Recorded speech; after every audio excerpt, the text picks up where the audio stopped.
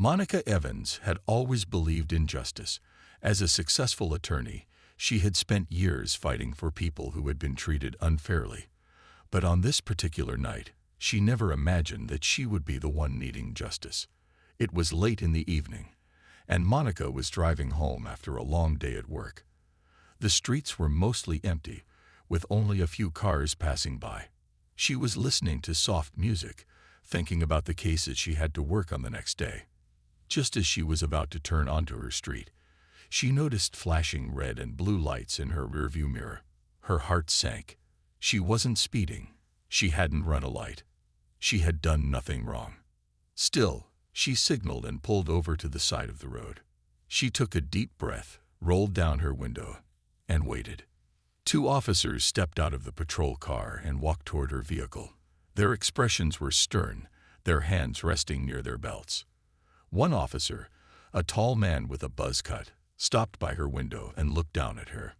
"License and registration," he said, his tone sharp. Monica reached into her purse carefully, making sure to move slowly. She had seen too many situations turn bad when people made sudden movements. She handed over her documents and then asked politely, "May I ask why I was stopped, officer?" The officer didn't answer right away. He glanced at her license, then at his partner, a shorter man with a thick mustache. They exchanged a look before the first officer spoke again. "You fit the description of someone we're looking for," he said.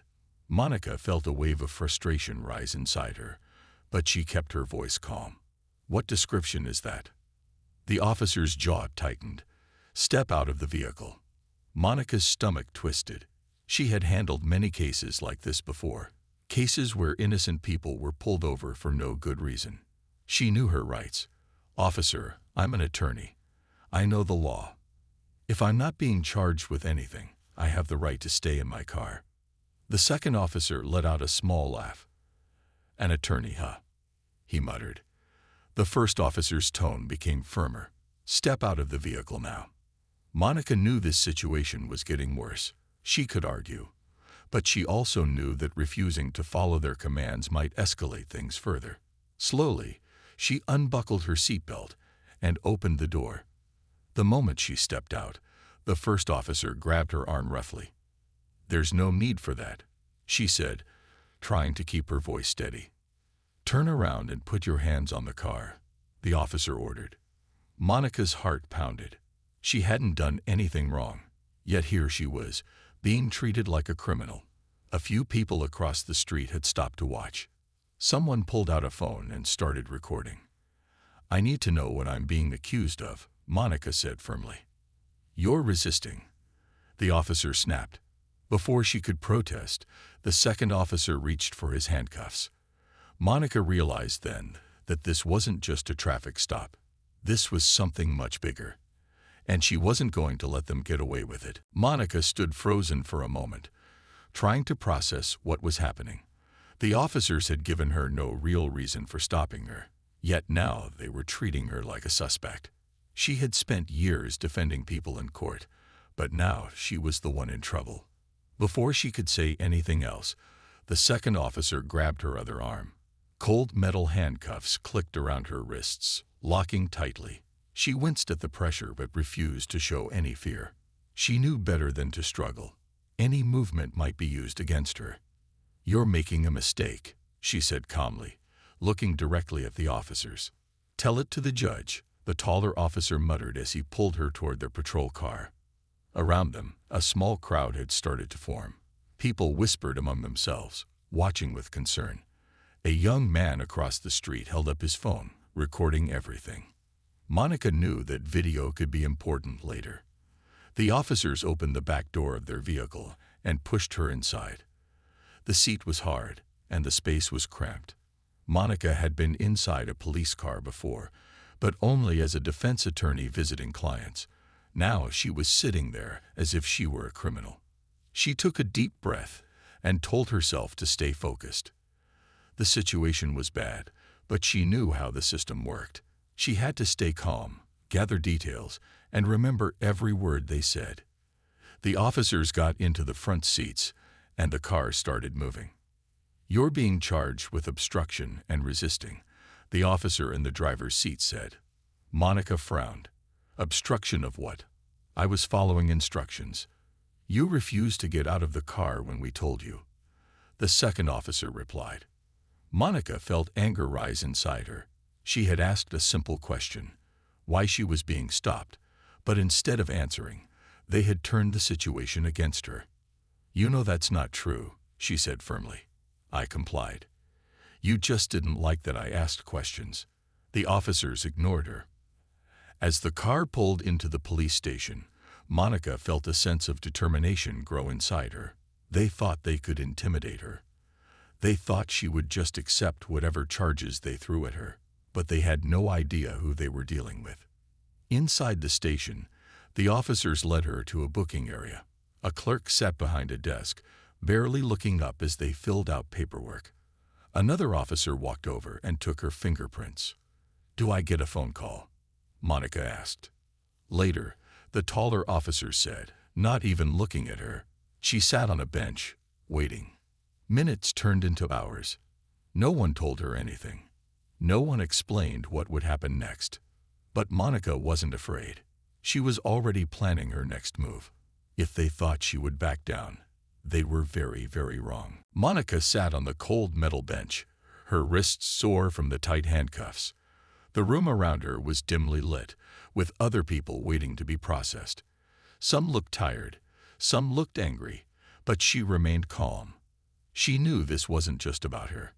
This was about something much bigger, the way people were treated unfairly, the way power was abused, and she wasn't going to let them get away with it. Time passed slowly. She glanced at the clock on the wall. It had been over 2 hours, and she still hadn't been allowed to make a phone call. She knew her rights. By law, she should have been given access to a phone by now, but the officers were playing a different game. They wanted to make her feel powerless. Finally, the tall officer, the one who had arrested her, walked over. He held a clipboard in his hand and looked down at her with a smirk. "You ready to cooperate?" he asked. Monica looked him straight in the eye. "I've been cooperating from the beginning. You're the ones breaking the rules." The officer chuckled and shook his head. "You lawyers always think you're smarter than everyone else." She didn't respond. There was no point in arguing with someone who enjoyed having control. A few minutes later, another officer led her to a small desk with a phone. "You get one call," he said flatly. Monica picked up the receiver and quickly dialed a number. It rang twice before a familiar voice answered. "Marcus, it's me," she said. "Monica, what's going on?" Marcus Reynolds, her close friend and fellow attorney, sounded both surprised and concerned. "I've been arrested," she said, keeping her voice steady. "False charges. I need you to get down here and start working on this." There was a brief silence on the other end. Then Marcus spoke, his tone sharp. "I'm on my way." Monica hung up the phone and turned to the officer. "I want to speak to my lawyer as soon as he arrives." The officer didn't respond. Instead, he led her back to the bench. As she waited, Monica noticed that some of the officers at the station were whispering to each other, occasionally glancing her way. She had a feeling they had recognized her name by now. Maybe they had realized she wasn't just another person they could push around. An hour later, a commotion near the entrance caught her attention. Marcus had arrived, along with another lawyer from their firm. They spoke with the desk sergeant, demanding to see Monica immediately. Within minutes, she was escorted into a small interview room where Marcus sat waiting. "This is bad," he said, leaning forward. "They're trying to make an example out of you." Monica nodded. "Then we'll make an example out of them." She wasn't just going to fight these charges. She was going to expose the truth. Monica sat across from Marcus in the small interview room. The walls were plain, the air stuffy, and the single overhead light cast a dull glow over the table between them. But none of that mattered. What mattered was that she finally had her legal team on her side, and now it was time to fight back. Marcus leaned forward, his voice low but firm. "They charged you with obstruction and resisting arrest. These are weak charges, Monica. They know it. They're just trying to justify what they did to you. Monica crossed her arms, her expression steady. I wasn't resisting. I followed every instruction they gave me. I know, Marcus said. And we have proof. That video someone recorded outside. It's already spreading online. Monica's eyes narrowed. Good. Marcus nodded. People are talking about it. And not just regular folks, journalists, activists, even some legal experts. This is getting bigger than just a simple arrest. A small sense of relief washed over Monica. She knew the power of public attention. Cases like this often got buried if no one was watching. But with people paying attention, the police department wouldn't be able to brush this under the rug.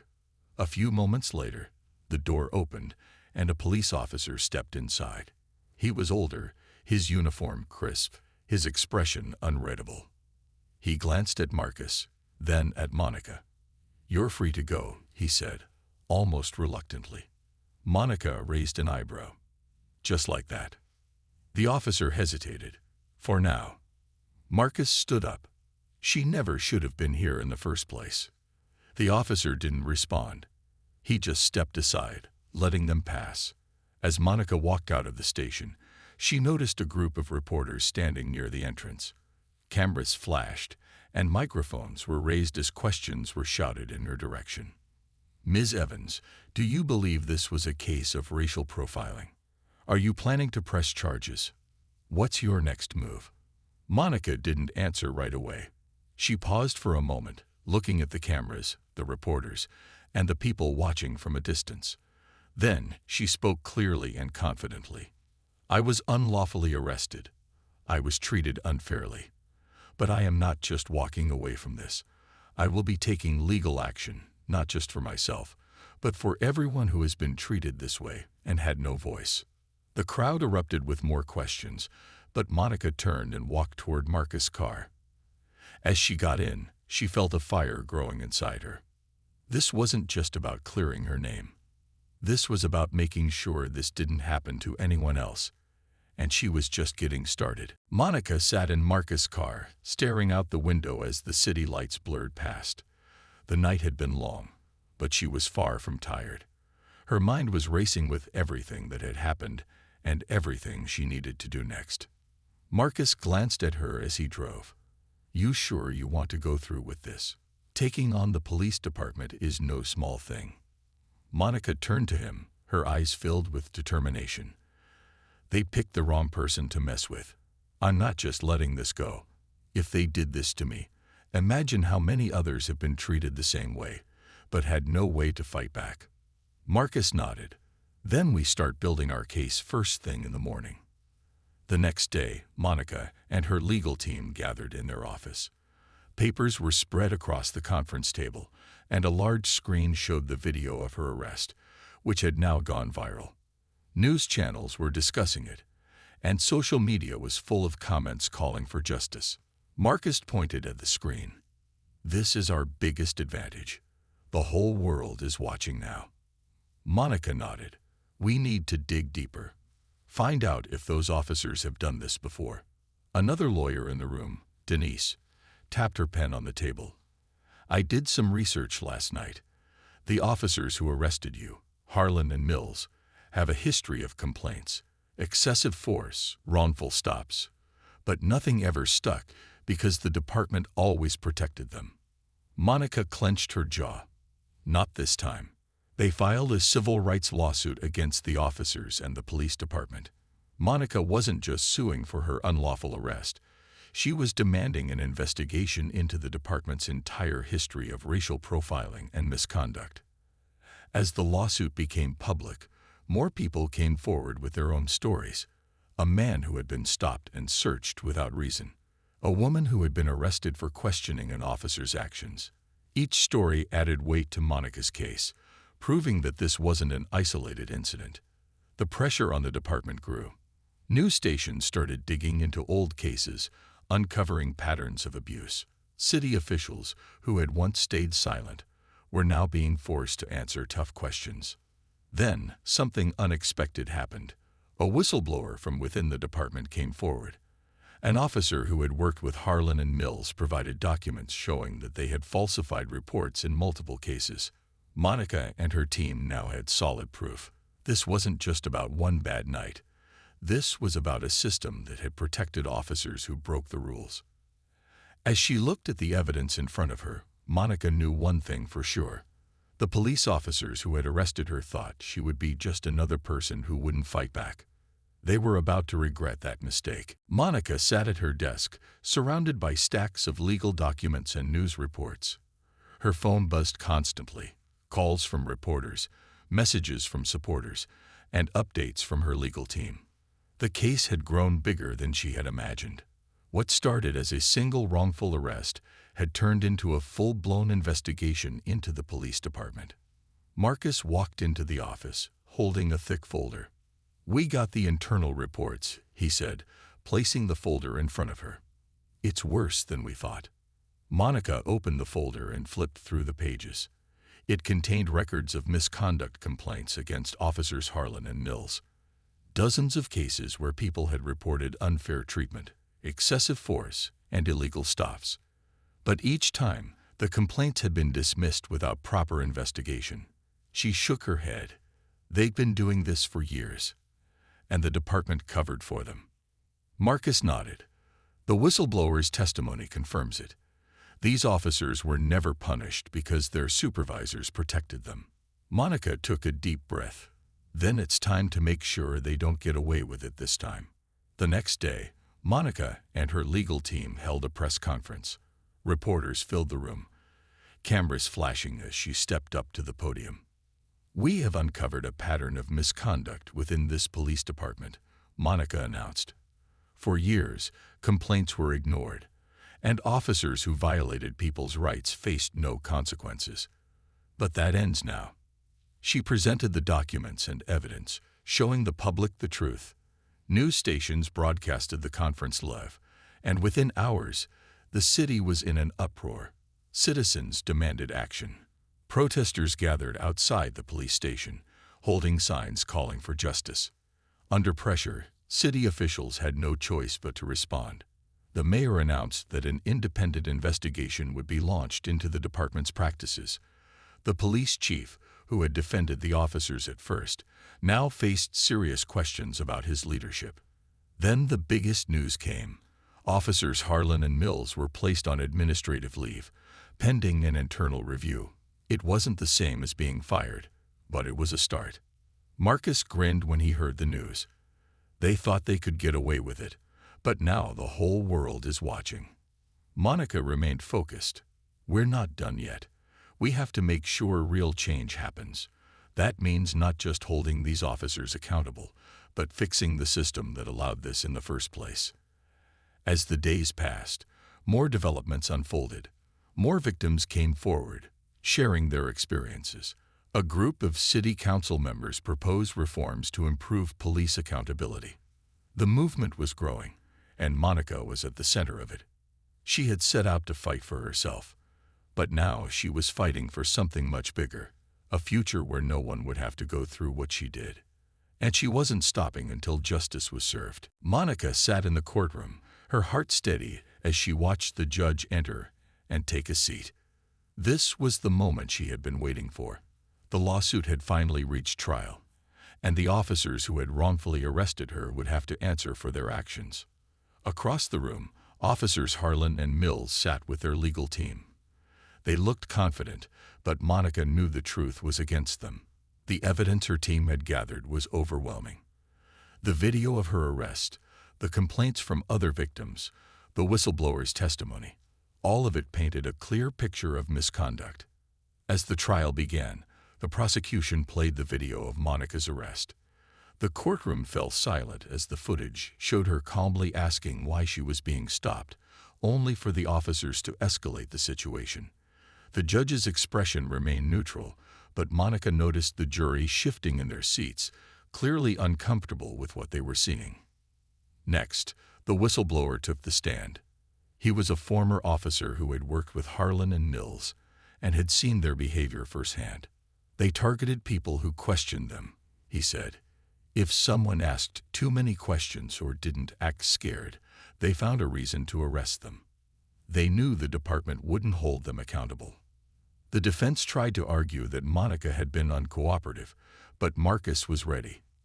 "Objection," he said, standing up. "The video clearly shows my client complying with the officer's orders. The only thing she did was ask a question." The judge nodded. Sustained. Monica watched as the defense team grew nervous. Their case was falling apart. Then it was her turn to testify. She stepped up to the witness stand and took a deep breath. "I have spent years fighting for justice in the courtroom," she said. "But that night, I saw firsthand how easily power can be abused. I was not aggressive. I was not a threat. But I was treated like a criminal simply for asking why I was being stopped." She looked directly at the jury. "This is not just about me. This is about the countless people who have faced similar treatment but didn't have the resources to fight back. This is about changing a system that allows misconduct to go unchecked." When she finished speaking, the courtroom was silent. The judge called for a break, and Monica returned to her seat, feeling a wave of relief.